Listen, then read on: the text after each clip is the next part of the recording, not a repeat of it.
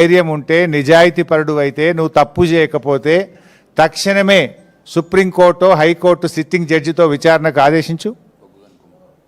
ఈ బొగ్గు కుంభకోణాల్లో జరిగిన అవినీతిని మొత్తం బట్టబయలు చేద్దాం. నువ్వు తప్పు చేయకపోతే నువ్వు నిజాయితీపరుడు అయితే మేము అన్ని ఆధారాలు కూడా మీరు వేసిన సిట్టింగ్ జడ్జి గారికి అందించడానికి సిద్ధంగా ఉన్నాం. నువ్వు చీటికి మాటికి సిట్లు వేస్తున్నావు కదా, కమిషన్లు వేస్తున్నావు కదా. ఇవాళ మేము అన్ని ఆధారాలతో సూటిగా ఆరోపణ చేస్తున్నాం.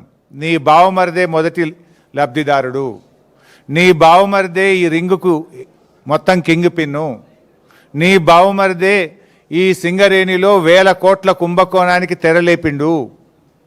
నువ్వు అంత నిజాయితీపరుడు అయితే తప్పు చేయకపోతే కమాన్ సిట్టింగ్ జడ్జితో విచారణకు ఆదేశించు, మేము రుజువు చేస్తాం. ధైర్యం ఉంటే ఆదేశించు. అంటే మీ భాగోతాలు బయటపడ్డాయి. ఇవాళ ముఖ్యమంత్రి గారు, భట్టి గారు, కోమటిరెడ్డి గారి మధ్య వాటాల పంపకం మొత్తం రోడ్డు మీదకి వచ్చింది, ప్రజల్లో పడ్డది. టెండర్ల మీ పోరాటం, టెండర్లు నాకంటే నాకని మీరు కొట్లాడుకునేదంతా ప్రజలకు అర్థమైంది. దాని నుంచి డైవర్ట్ చేయడానికే ఈ సిట్టు, ఈ లట్టు పొట్టు ఏదో చిల్లర నోటీసుల కథ పెట్టినావు నువ్వు.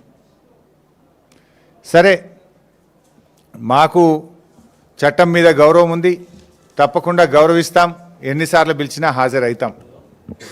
మాకు ఉద్యమాల నుంచి వచ్చిన కార్యకర్తలం మేము. కేసీఆర్ గారి నాయకత్వంలో రాటుదేలిన బీఆర్ఎస్ బిడ్డలం, తెలంగాణ ఉద్యమ కన్న బిడ్డలం.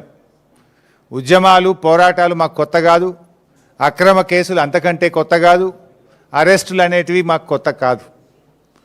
ఆనాడైనా కేసీఆర్ గారి నాయకత్వంలో వందలాది కేసులు పెట్టిన నిజాయితీగా తెలంగాణ ప్రజల పక్షాన కేసీఆర్ గారి నాయకత్వంలో పోరాడినాం. జైళ్ళల్లో పెట్టిన రెట్టించిన ఉత్సాహంతో తెలంగాణ కోసం పోరాడినాం. ఇలా మేము మీ కాంగ్రెస్ నాయకుల లెక్క సిట్ నోటీసులు రాగానే పారిపోయేటోళ్ళం కాదు. మీరు పిలిస్తే వచ్చినాం, బాజాప్తా వస్తాం. మీరు ఎన్ని ప్రశ్నలు అడిగినా సమాధానాలు చెప్తాం. ఈ అక్రమ కేసులు, ఎందుకంటే ఇవన్నీ ఇట్లాంటి అక్రమ కేసులు ఆనాడు సమైక్య రాష్ట్రంలో సమైక్యవాదులు మా మీద అనేక అక్రమ కేసులు పెట్టినారు. ఇన్ఫ్యాక్ట్ మీరు ఇచ్చిన నోటీసులు మాకు దక్కిన గౌరవంగా భావిస్తాం.